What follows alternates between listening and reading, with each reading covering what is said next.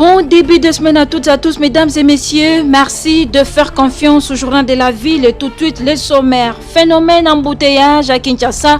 Le chauffeur de véhicules appelé à changer leur comportement. L'appel est du commissaire divisionnaire adjoint ville de Kinshasa, Kilimbalimba, qui était sur terrain ce lundi 25 mars pour faire respecter le code de la route. Les villes de la République démocratique du Congo, notamment Kinshasa, pourraient subir le même sort que celle d'Haïti en raison de l'inaction inquiétante des forces de l'ordre face au Koulouna, alerte l'opposant congolais Martin Fayoulou. C'est tout pour les sommaires, mesdames et messieurs. Encore une fois, bienvenue dans ce journal.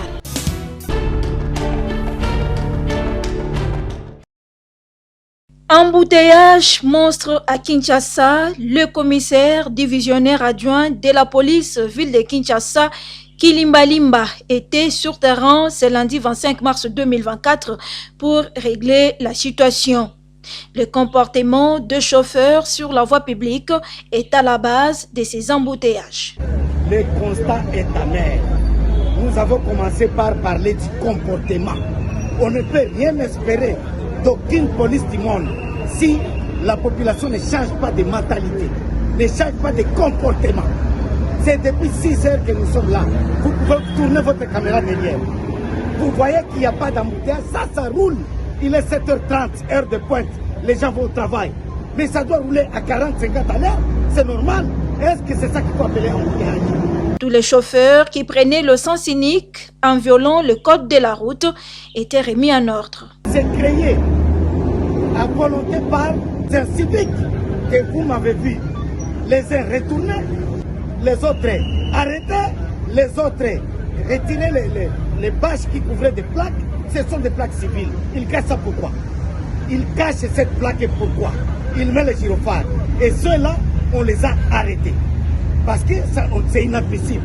C'est pourquoi nous avons besoin de la nouvelle technologie. Les gens que vous voyez là, c'est une équipe qui va venir nous aider à surveiller bien la route. Comme ça, nous savons donner les ordres avant que ça perturbe. Donc, le problème, c'est le comportement des uns et des autres. Sur la voie publique, tout le monde est soumis au code de la route. Tout le monde. Et voilà que ça roule. Il est 7h30 et voilà, tu ne peux pas avoir de vitesse comme ça. Le changement des mentalités s'avère indispensable.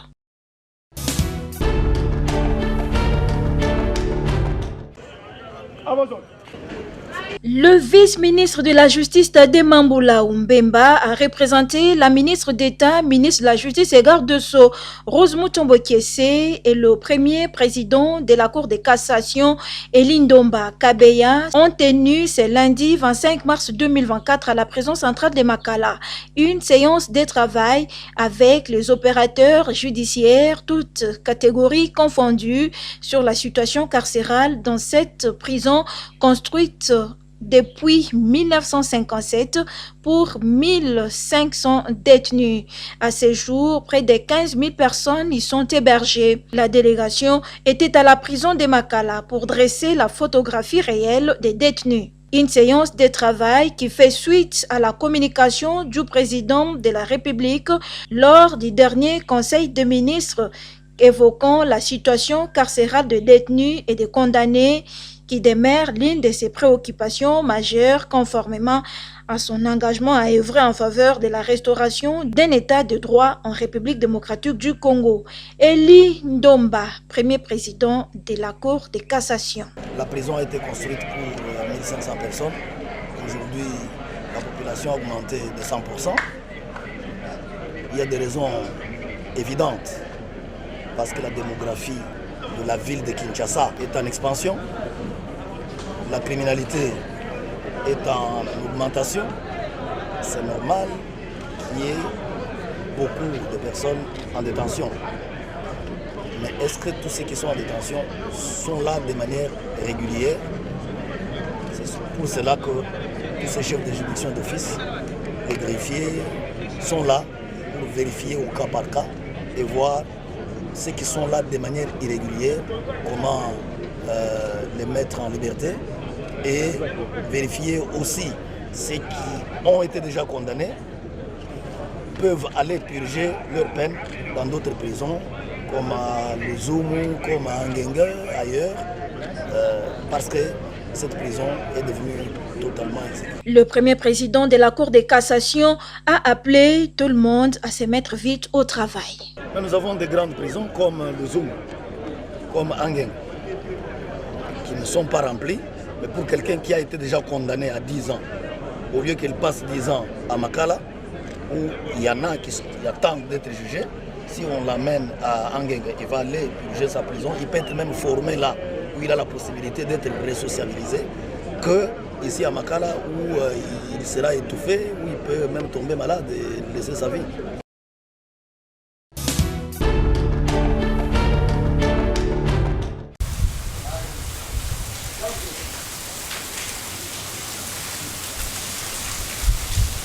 En plein Conseil de ministres ce vendredi 22 mars 2024, le président de la République Félix-Antoine Tshisekedi Tshilombo a été informé d'un sit-in organisé devant la Cité de l'Union africaine par un mouvement dit de réveil des personnes vivant avec handicap. Au regard de l'importance que le chef de l'État accorde au ministère délégué des personnes vivant avec handicap, Félix-Antoine Tshisekedi Tshilombo a dépêché 3 membres du gouvernement pour dialoguer avec ces personnes à mobilité réduite. Arrivé sur place, le vice-premier ministre, ministre de la fonction publique, la ministre d'État de l'Environnement et la ministre déléguée chargée des personnes vivant avec handicap ont tout de suite créé un climat de sympathie dans ce contact direct et franc. Après les mots d'introduction de la ministre d'État F. Bazaïba, la parole a été accordée aux délégués des PVH pour exposer les revendications de cette catégorie de personnes qui se résument essentiellement sur leur situation sociale et certaines faiblesses relevées dans leur ministère des tutelles. En réaction directe, le chef de la délégation a, au nom du chef de l'État, transmis un message d'espoir et d'accalmie. Jean-Pierre Liao a par ailleurs donné rendez-vous aux délégués de PVH le lundi prochain dans son cabinet de travail pour recevoir leur mémo qui sera par la suite transmis au président de la République. Maloba oyo bolobi na angle politique toyoki yango. Ngai en tant que chef de délégation nakosala rapport. Nakosala na ma rapport na mokonzi na revote boza nango. Yango na bandaki na introduction pour na repesa makambo ndenge salamaki. Mokonzi ya mboka en tant que sage pe oyo ye moko aza na vision ya ko redresser, ya ko instaurer tout un service oyo ezali dédié, tout un ministère pe administration ezali dédié na ba personnes vivant avec handicap à quoi apprécier oyo bokopesa le rôle à mémo pe akotala ndenge nini akoki kozwa ba décision oyo longo bani oyo bolobi na kosenga na bino na pesi bino rendez-vous en tout cas délégation bino nyonso te délégation ya bato zomi na bi bien zomi bakoyela ngai lundi na mosala na memo toyokani malamu epa na ngai nga moko na kozela bino na fandi na memo 10 personnes na yambi memo na ye nango inde epa ya président. Message transmis et revendications entendues, le sit-in du jour a été immédiatement suspendu.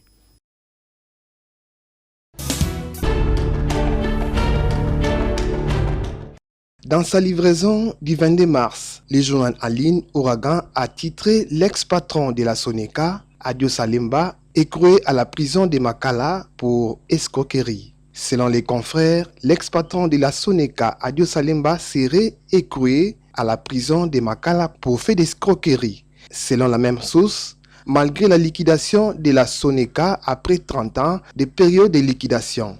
Par conséquent, la Soneka a cessé d'exister. Malgré l'inexistence légale de la Soneka, les patrons de la Soneka auraient continué à délivrer les ordres de mission afin de recouvrer les droits d'auteur.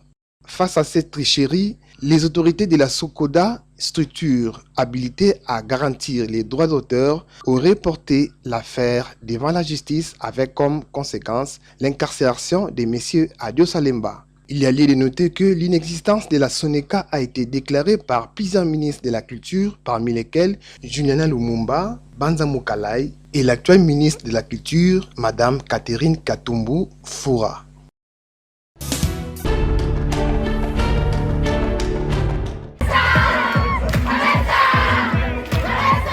C'est dans une folle ambiance électrique et électrisante que s'est clôturée en beauté et avec faste la 3e édition du Festival des Arts et Spectacles scolaires Festas ainsi que la 14e édition du concours de dictée et d'orthographe française organisé par le Réseau national des professeurs et enseignants de français RENAPEF.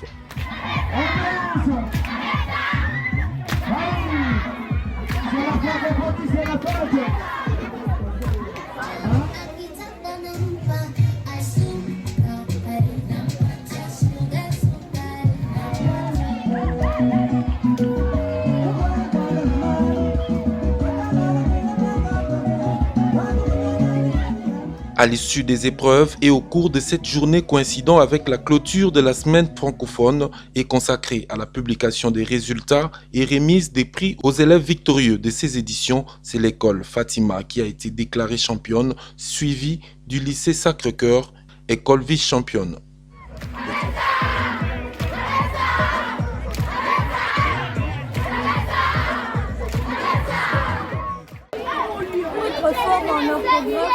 Il faut beaucoup lire, ça c'est ce que je conseille.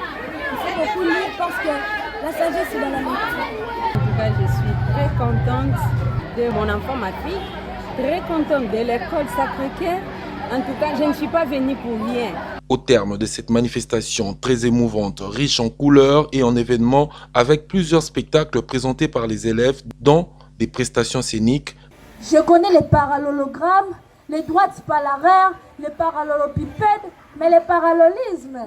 La danse, la poésie. Je suis une femme qui pardonne. Le théâtre, le chant, le récital ainsi que des déclamations de poèmes. Quelques présents ont été remis aux vainqueurs par catégorie, question de les motiver et les encourager davantage, mais aussi de stimuler d'autres élèves à faire mieux afin de les surpasser.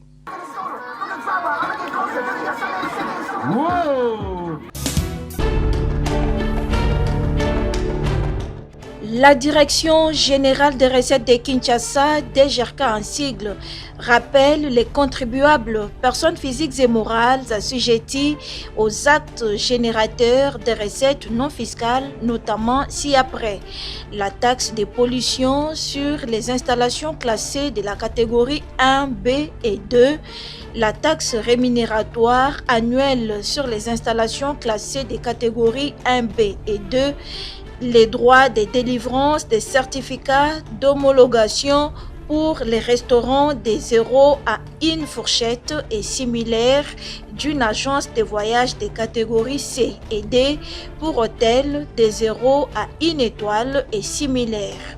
La taxe sur autorisation des transports des biens et des passagers, la taxe sur autorisation d'aménagement des parkings privés sur le domaine public de la ville, parking privé et parking réservé, la taxe d'enregistrement annuel des établissements des loisirs, les frais des certificats médicaux de bonne santé pour le personnel des établissements classés, les taxes sur les actes notariés, AGO, AG, la taxe d'identification annuelle du personnel et des sociétés de gardiennage, que l'échéance est fixée au 31 mars 2024, tombant les dimanches, elle est repoussée au lundi 1er avril 2024. À cet effet, il leur est demandé de retirer la note de perception auprès de l'ordonnateur de la DGRK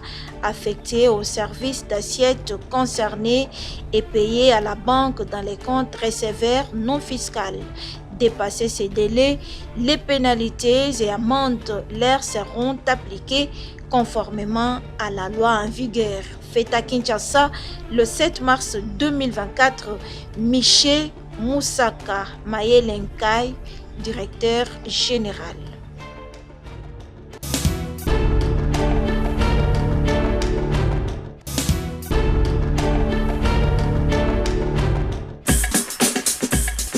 Nous sommes arrivés à la fin de ce journal de la ville, mesdames et messieurs. Merci de l'avoir suivi. Le prochain rendez-vous est fixé pour ce mardi et d'ici là, portez-vous bien.